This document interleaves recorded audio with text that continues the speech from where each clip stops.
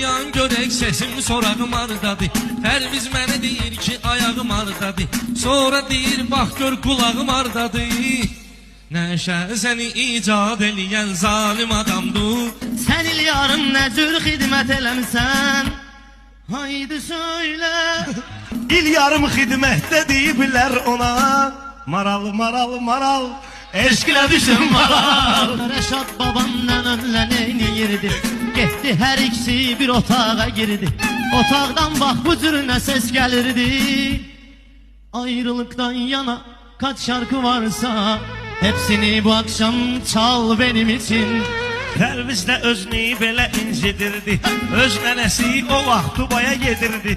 Pərviz də Bakıdan ifa edirdi. Ay mənim Fatma mən. Qam stay. Pərviz qalma bu temadan qıraqda. Nən ondan babam da olub otaqda. Babam zümzümə eləyirdi dodaqda. Birazca da döz, birazca da döz, birazca da Ay döz, gör billə var birazca Azərbaycan da elində. döz. Ağlıq olmasın Rəşadın telində. O vaxt babam nənönlə at belində.